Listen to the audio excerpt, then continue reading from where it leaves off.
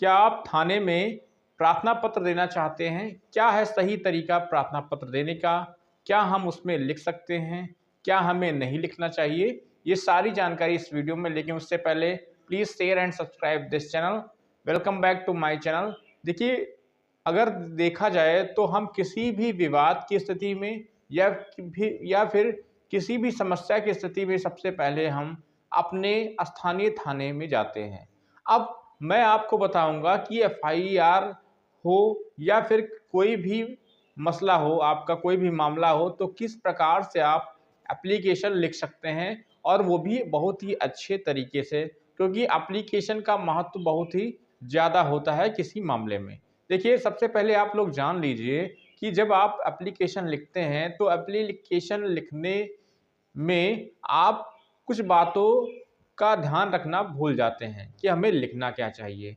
तो भैया, सबसे पहली बात है कि आप जब एप्लीकेशन लिखें तो हेड ऑफ इंचार्ज को लिखिए, यानी जो थाने में प्रभारी होता है उतनी समय, उसको आप लिखिए। उसके बाद आप अपना जो है विषय ज़रूर डाल दीजिए कि प्रार्थना पत्र वास्ते फला-फला। फला-फला का मतलब यहाँ मैं कहना चाहता हूँ कि जो भी आपका मसला हो उसको आप डाल दीजिए कि कोई विपक्षी जन अवैध हस्तक्षेप कर रहा है, या फिर प्राथमिकी दर्ज कराए जाने के संबंध में जो भी है आप उसको डालिए। उसके बाद आप अपने आइडेंटिटी को डालिए कि मैं श्रीमान इस स्थान में रहता हूँ।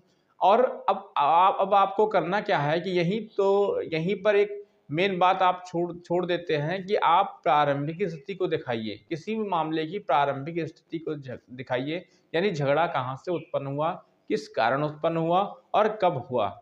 ये सारी सब चीज़ें जब आप एप्लीकेशन में मेंशन करेंगे तो डेफिनेटली आपकी पुलिस भी सुनेगी, और आपको फ़ायदा भी होगा उस एप्लीकेशन से। यही चीज़ एफआईआर दर्ज कराने के लिए प्रार्थना पत्र में ले जाते हैं आप, तो प्रार्थना पत्र में बहुत सारी चीज़ें छोड़ देते हैं, और जब छोड़ते हैं तो कहीं न कहीं वो चार्जशीट पर भी फ़र्क डाल देता है, यानी प्रभाव डाल देता है। आपकी बढ़िया एप्लीकेशन ही आपकी अच्छी चार्जशीट को बनाती है। यानी जितना अच्छा आपका एप्लीकेशन होगा, उसी प्रकार आपकी चार्जशीट आईओ बना देगा। ठीक है? तो इसलिए आप लोग ध्यान रखिए कि एप्लीकेशन अच्छी लिखिए, आप अपनी बातों को रखिए, अपनी बातों को सही रूप में लिखिए, जिस क्रम से हुआ उस क्रम से लिखिए। इन सारी चीज़ों को ध्यान में रखते हुए एक आप एप्लीकेशन लिखिए। ठीक है? कई बार मैंने देखा है कि एप्लीकेशन लिखते समय लोग बहुत जल्दबाजी करते हैं, थोड़ी-सी बात लिख देते हैं, पूरे मैटर को नहीं बताते हैं, जो कि कहीं न कहीं उनकी चार्जशीट या उनके मामले को कमज़ोर करती है। इसलिए आप बढ़िया एप्लीकेशन लिखिए। एक नए टॉपिक, एक नए सेशन में हम फिर मिलेंगे, तब तक के लिए नमस्कार।